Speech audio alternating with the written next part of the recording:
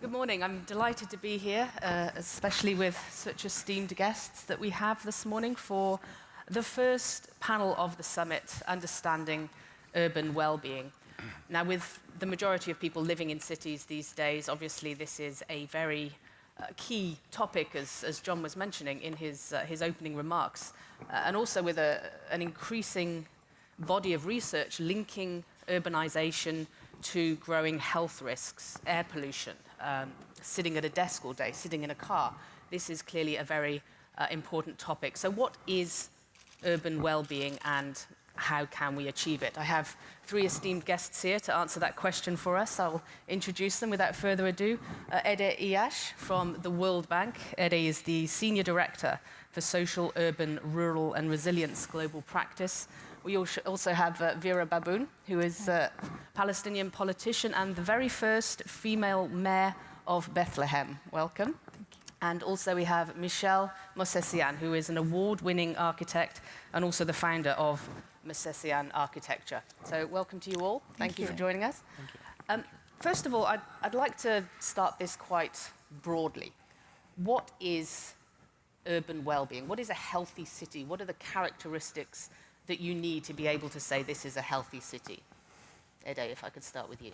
A healthy city is a thriving city because it lowers the cost of health provision of their citizens, but it also creates a sense of innovation and well-being that is really directly related to economic development. Now, healthy city is not just having the ability to go to a good hospital, but it is a city that has enough of its public spaces and green spaces for its citizens to exercise. It is a city that is better prepared for natural disasters such as floods and earthquakes because that has tremendous impacts when those natural disasters happen on the health of citizens. It is a city that has control over its sprawl because the time that you spend in community is the time that you spend sitting instead of having more healthy ways of life. It is a city that has a focus on road safety to reduce the number of accidents and the impacts that they have on citizens. And in many cities around the world, it's a city that pays a lot of attention to crime and violence and the tremendous impact that it has on the number of homicides and damages, all the way from Latin America to Africa to Asia. And therefore, it's a very multidimensional issue where health is not just the issue of hospitals, it is a lot of areas where the mayors, like the Mayor Vera here, take an important leadership because it is important for their economic development of their citizens. Vera. Thank you, Paula. Definitely, healthy city is not only and exclusively that has to do with health, as mentioned. It's a very big challenge for us as mayors to have healthy cities where, number one, all citizens are visible. All citizens are visible. This is, for me, the real healthy city. A lot today in mega cities and even in small cities, we have refugees, we have slums, and people, children, women who do not have these services that a supposedly healthy city can give. Number two, within this 21st century, we are the first to be, as always we agree, the first urban ever civilization. And by itself, it has a lot of challenges. Urbanity for us is not an easy thing to let go. So connectivity, a healthy city should be connected. Coming from my part of the world, from the Middle East, coming from Palestine, where still we as occupied, we cannot have more than G2. The world today is getting to the G5 to create better connectivity to the world, better connected. By itself, urbanization, big cities, is to be connected to each other. And by itself, that exchange, it makes healthier cities. Efficiency, national urban plan, local urban plan, that makes what it's supposed to be a healthy city for me as well. But most important thing, to be healthy, is to be aware that you are living in a city. People need to own the city consciousness.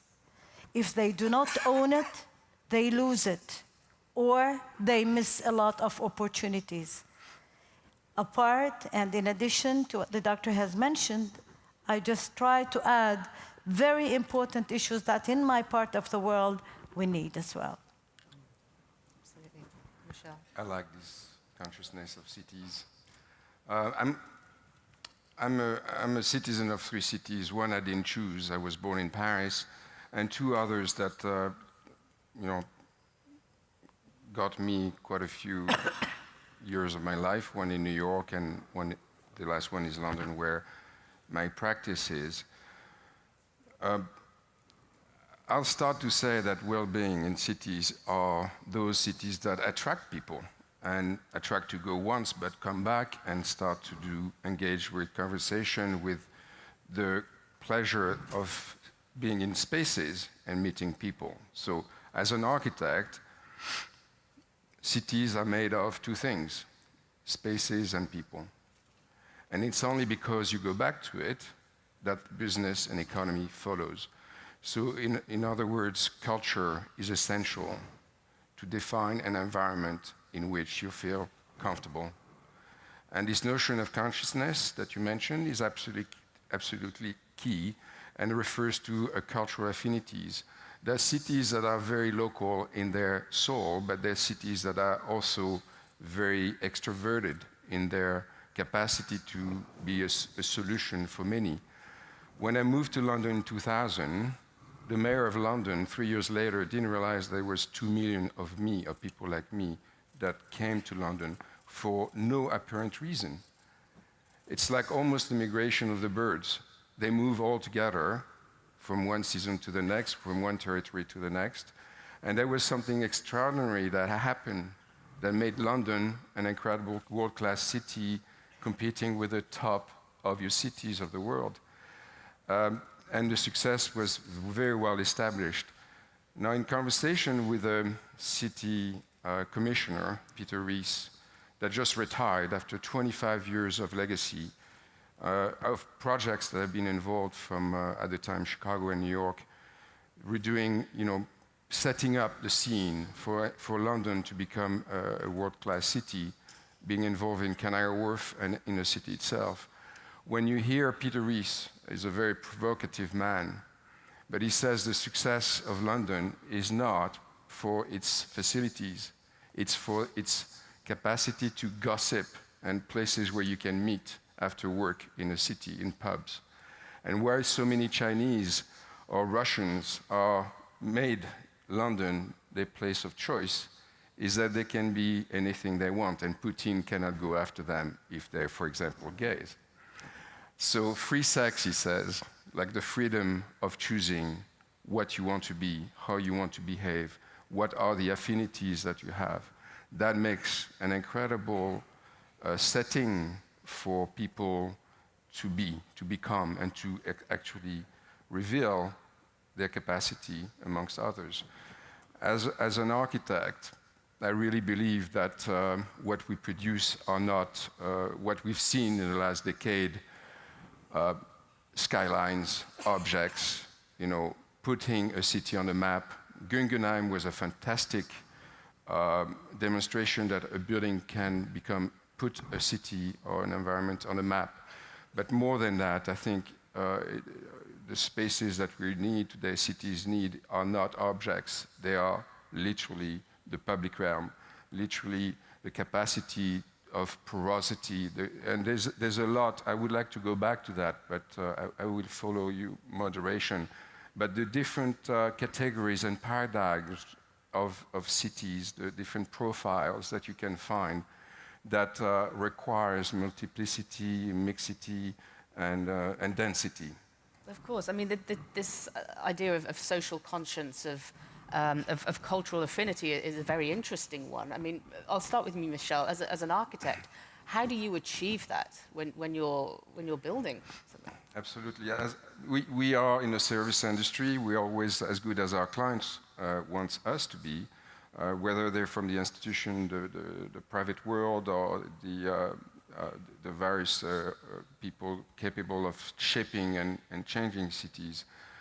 Again, what was beautiful in London is to see that everybody going to work could see the transformation of their action on the skyline around them. It's a city that had never stopped having at least 30 cranes around your panorama anywhere you are in London. And that feel that this is an ever-changing environment is extremely invigorating for people working, not just the construction industry. Now, if you look at the different profiles of cultural affinities, I think I worked with at least 4 of them. And I think if you look at the history, the legacy of European cities based on the gentlemen agreements were basically defining private property and the obligation to give back to the public realm.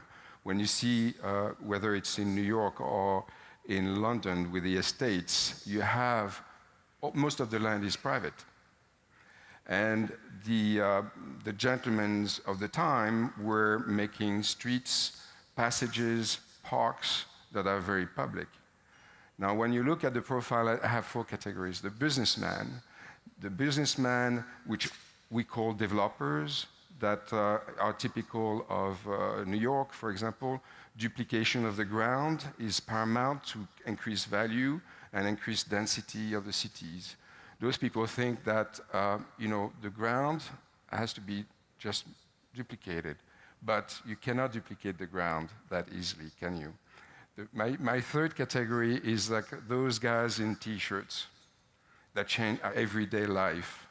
Facebook, Google, Apple, you name it. Those guys live in campuses. They're much happier living horizontally. And they have fantastic campuses in California where the weather is actually great. But now they're moving strong in the center of the cities. And I'm happy to do one of the buildings for Google in King's Cross, central London. And it's amazing that they're bringing this culture in the center of the city, like the estates were being developed in London in Regent Street on Mayfair. Now you have mega building. Bloomberg is doing their headquarters in the center of the city. And that creates the question of porosity and leaving those that do not work for the corporation or the brand, how you can let people come in. And that's a very high responsibility of this profile. The last one is the explorer.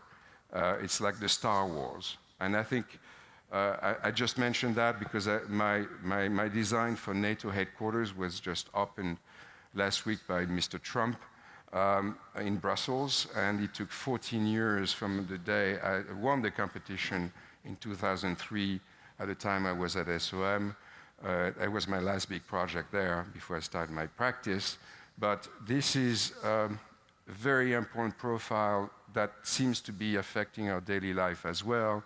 And as you know from the news, there's been quite a few things happening in London and in Paris lately that also call for the irrational, and the notion of fear is definitely going to affect our comfort and confidence in public settings. So this is going to greatly influence the Western cities, as other cities have been also under the fear and the pressure in the world.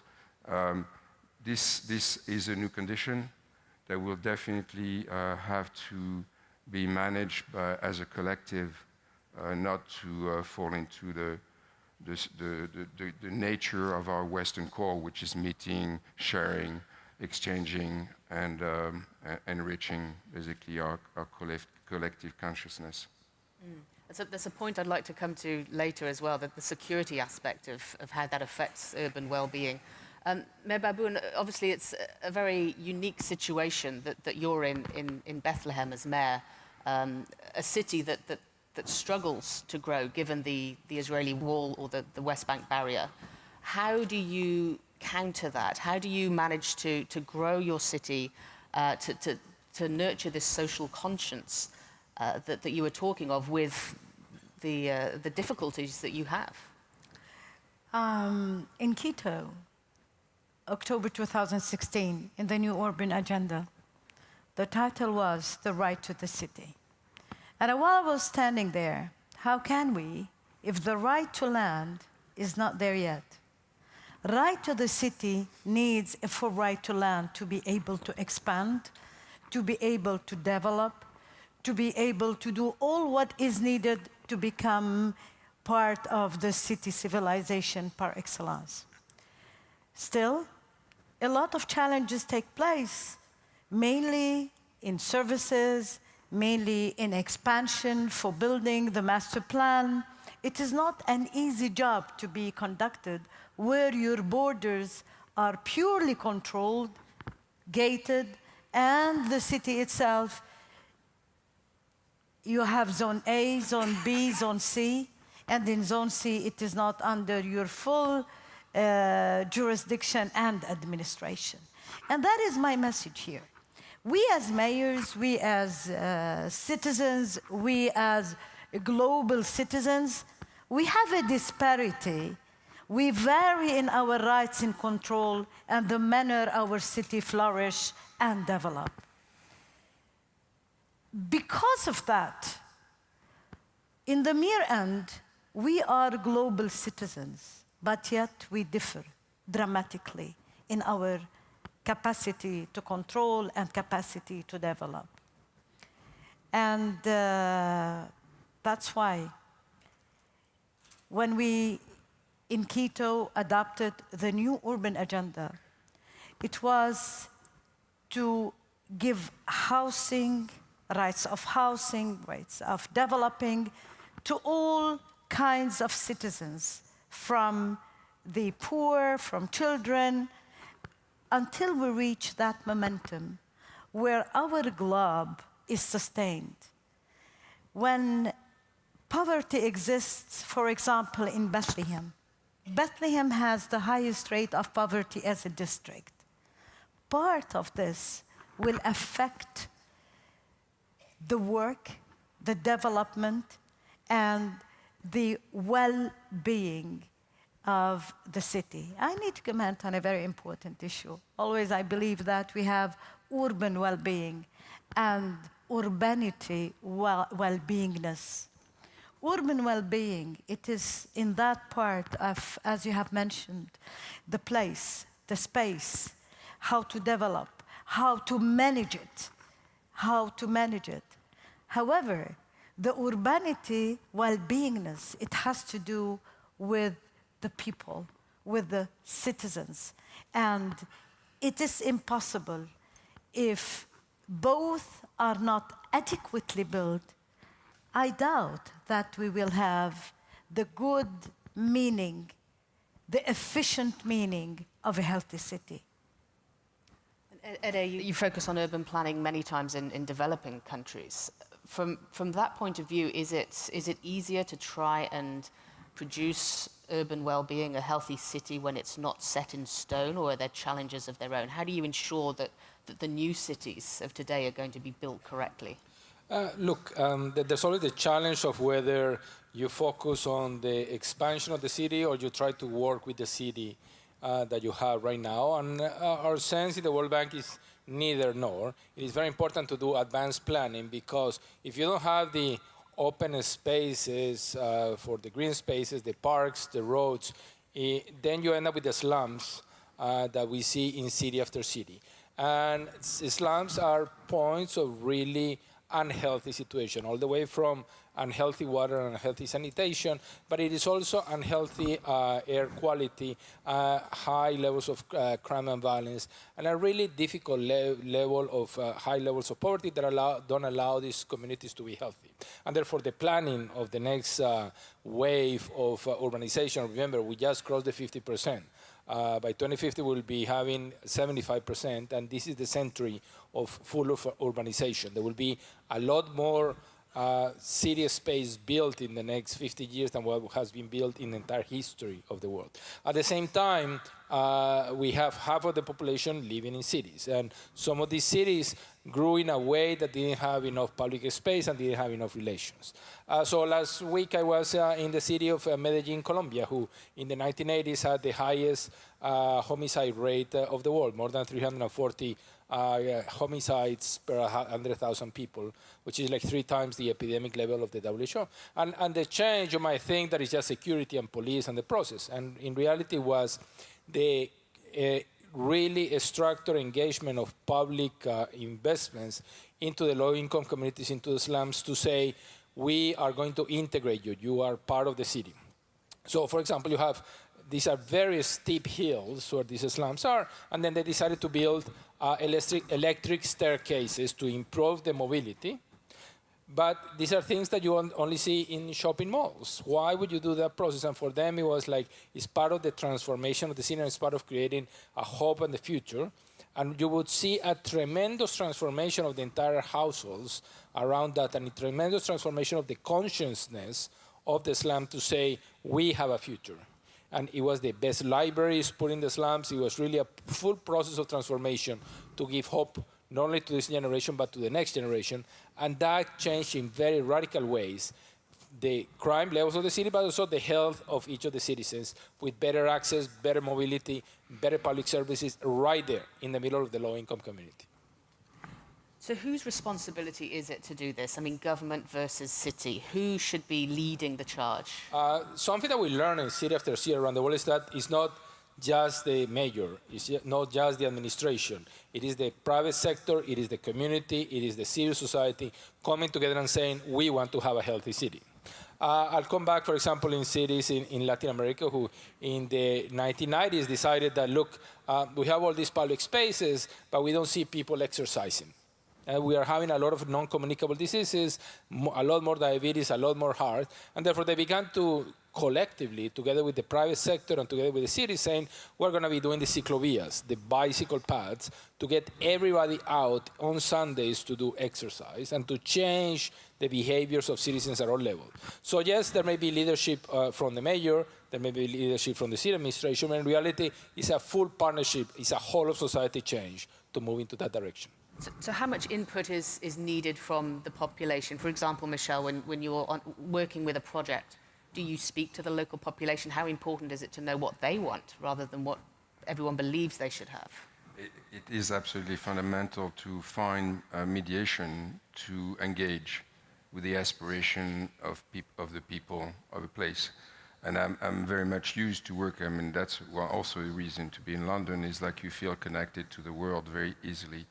And I work in the Middle East, I work in Africa, I worked in China, and it doesn't take a language to communicate. It takes an attitude, a mindset. When you open up the gate of what is the identity, the local identity, and what is the transformation that we're going through. You know, we all coming from a generation where under the American model, we enjoyed very much taking the same planes, same hotels, same cars anywhere you're in the world, and providing kind of a standard, a base standard to move around and feel comfortable. But today, this is not enough. You need to define again the cultural affinities. You need to speak to the tradition. Then I can go back, and then you see that happening now in China. It's not like 80 years back, it's 8,000 years back. It's how you make the connectivity with time and the intelligence that people had, all those people from all over all the continents had when electricity was invented. Before, you know, communication, planes, anything was invented. There was the common sense that made and shaped the cities. Now, in the light of the 21st century, we need to have uncommon sense, because all the models that have been created in the 20th century are totally obsolete. You have to completely change the attitude. And that goes back to the cultural approach, to the identity of the people. So, I mean, if I was abusing of the time here, I would explain my methodology to engage. But it's really a mediation. It's really like engaging with like an entity and understanding what are the DNA of any culture. And there's no universal response. but the universal response is to celebrate identity, difference of attitude, of culture, and fall again to this notion of cultural affinities. I mean, Bethlehem has a very young population. Yeah. Certainly, like, how do you engage the youth to become involved in this, to try and create their own city? Well, you know what, I recognize almost 1 year ago, while visiting one of the schools, that the school curricula does not really have anything relating to this new urban century, urban civilization. And while discussing things, I also sensed that for them, learning and studying, trying to bring their city, build their city out of the education period, a new line. But today, if you look at how they look, for example, Bethlehem is a touristic city. Bethlehem is a World Heritage City. Bethlehem is yet a small city. It's not still the little town of Bethlehem. It's still the little town of Bethlehem. Actually, it is there in building the management plan for the city, building the master plan for the city. Usually our youth participate in sessions for giving and participating in their input in their cities. Now, it is not an easy challenge for a nation in Bethlehem. Almost 50% of our citizens are under the age of 29. And these young people are capable of the new social media, electronics, digital. They are very active and very capable of linking and working on digital media. But still, the real concept of the city and its advantages, I believe, needs a lot of work vis-à-vis the national Palestinian policy. Because that is another very important question. For who's going to make it? It has to start with a national policy, a national infrastructure design for a sustainable urban existence. So at the local level, it is definitely the local government, but mainly the citizens. Because in my place, where Bethlehem is a UNESCO, a historical city, where the new concept of modernization and urbanity has a lot to do with the preservation of Bethlehem as a UNESCO site. And in many instances, is it a challenge? Is it a plus in order to give the young people that capacity to bridge between the historical and the modern? I'd like to focus on the security aspect that Michel, you brought up a little earlier. I mean, unfortunately, in today's world, cities have to be more than just somewhere that somebody wants to live and be a part of. It has to be a place that someone feels protected. And given recent attacks we've seen in London and Paris and Kabul, Tehran, how can you marry the two? How can you marry the idea of nurturing a social conscience, of making people want to stay in a city while keeping them safe? Look, let me jump a little bit on it, because we have been focusing a lot on terrorism in the last couple of years. But the lessons of crime and violence and the lessons of cities that have had to deal with these waves, all the way from New York in the 1980s to many of the US cities today, to the horrible horrors that today radicalized youth are applying on cities, have common lessons in the sense that the consciousness of the city needs to be a city that is inclusive.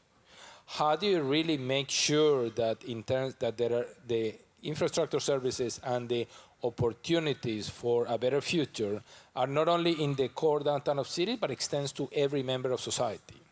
And what we have found around the world is that it's not even enough, this issue of providing better services to everyone in the city and to make sure that they're included. It's not only important that they are active members of society, but it's also how society at the city level gives a sense of dignity to every one of the excluded groups. And in many cases, it may be radicalized youth. In other cases, it may be crime gangs. In other cases, it may be disgruntled members of society that had grievances that they don't have a way to air and that really are pushed to the corner of society without a sense of dignity. And therefore, how mayors and governments and the society as a whole begin to make a transformation to be a more inclusive society, a consciousness that moves from exclusion to inclusion. I mean, when you're working on a project now, this is obviously something you have to take into consideration. Well, there's two aspects. It's like what we feel like a space of freedom where, you know, every type of people, gender, origins, religion is accepted, and it's an inclusive city, as was mentioned before. And that freedom has an incredible cost in terms if we lose it. And then now we feel like we're threatened by actually the new media, because that's what creates the incredible impact of those terror action. Is like it's all of a sudden all over the planet. And then, you know, you have to manage now the fact that on Facebook, I'm okay, you know, each time something happens. But that is also the problem, isn't it? Because anything is happening is magnified by the number of connections you have in your social media. Now, when you go back to the public realm, okay, we cannot leave it only to the police or to the armed forces to protect. But also the model that made, say, Winston Churchill, that we shape by the spaces we live in, right? I mean, actually, is that still true? When I see my kids, they are in a shared economy. We see that you know, owning something doesn't matter anymore. So it's basically how you exchange and you share. And all that is already in a virtual notion of tribal linkage and association, where virtual space becomes as important as physical space. So this notion of fear, which is not physical, right? It's like fear is like a psychological trauma. How do you gonna overcome it? Of course, there are solutions to manage space and control space. As technology is hurting us, technology will find solutions to make environments safer. I'm currently doing a project for an embassy, and they asked me, the question started from an aesthetic point of view, how to make a venue on a beautiful embassy in a beautiful city, and using the garden to keep the tradition of meeting, networking, and creating business opportunities, and which is what most of embassies of the Western world are responding to. So business development, networking, meeting, exchanging, this is what cities did in the past, and this is what nations are still maintaining. And from an aesthetic of a pavilion that was like extremely welcoming to these events, now becomes like how you keep those venues and you make them safe. And that's what I added to it in the light of actually Brexit, which is like an isolation movement, and the light of terror. How do you keep places where people are not afraid to go to, where actually it's going to be a factor. It's not going to be just to be environmentally friendly, you know, culturally acceptable. It's going to have to be safe next. And you know, we know that from the airports, the places that we created, and we already experienced that, where those mega structures are supposed to receive people. Actually, they reject people, they dispatch people. You go in supermarkets, in shopping malls, in airports, in train stations, and you have people in your way, and you're upset because you have to queue to pay. You have security, and then people like slow at the checkpoints. You start to develop animosity with everybody. This is the age of mobility has to be shifted too. So we have to create place of immobility.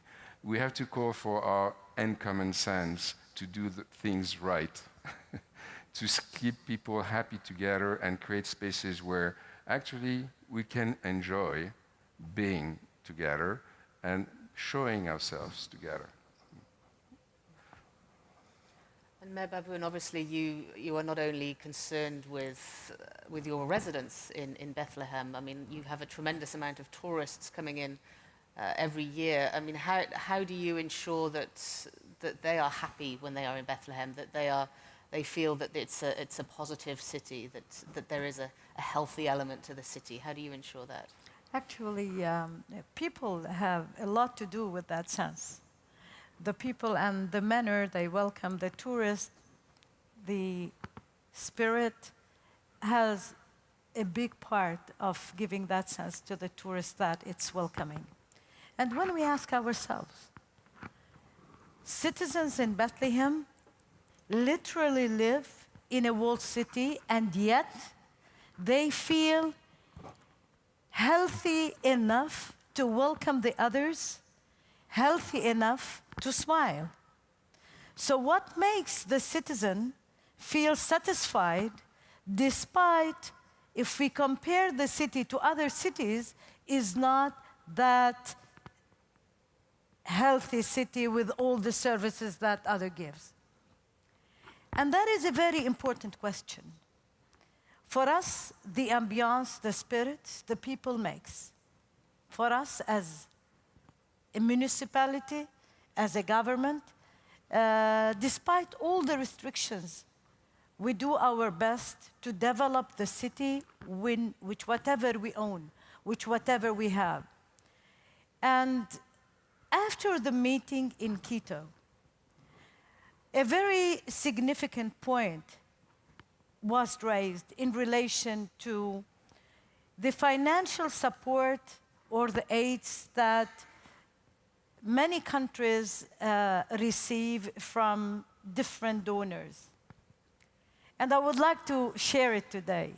When we receive sponsorships or aids in order to do different projects, the international aid system or different parts, they do not support as per a clear-cut urban or a new urban agenda.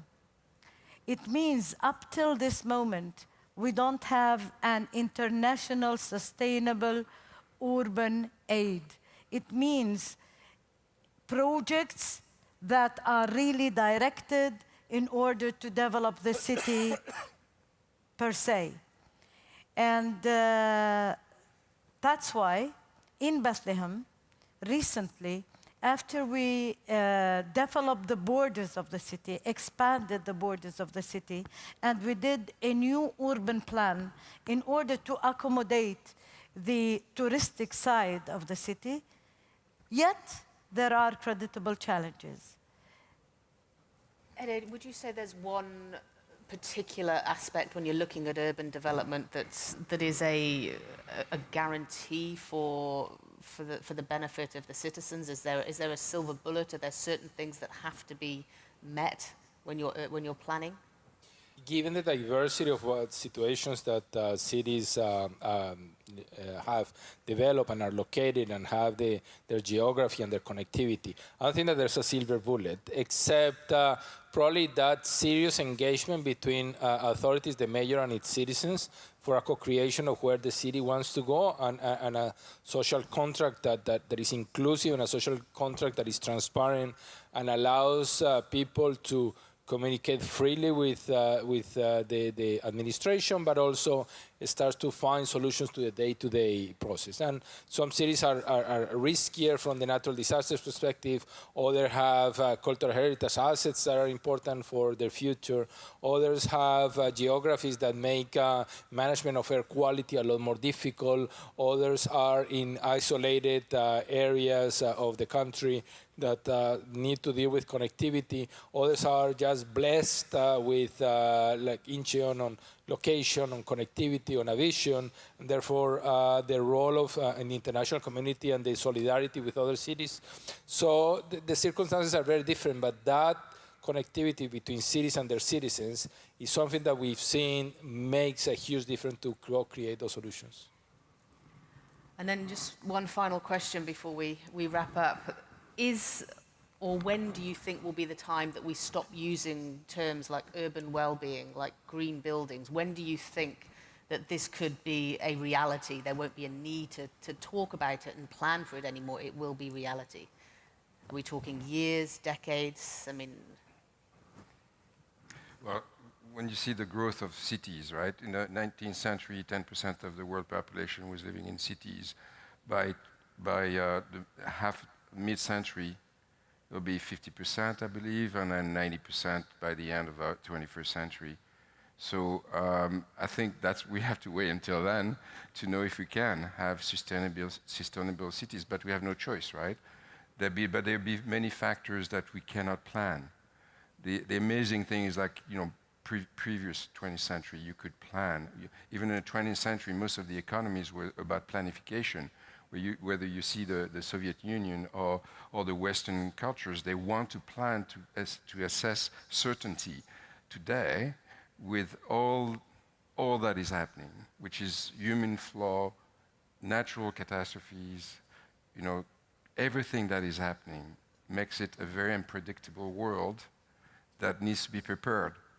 And so the level of consciousness amongst people is going to increase, because solidarity is going to have to make it up with the uncertainty of those that are in position of power to predict what could happen, but nobody can.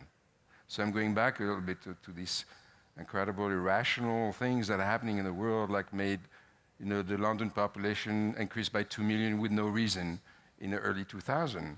And then what, you know, a lot of things. I mean, I'm talking from my experience, but I know the world has a lot of movements that will defy any projections, any statistics. So human nature is beautiful. So we have to recognize that.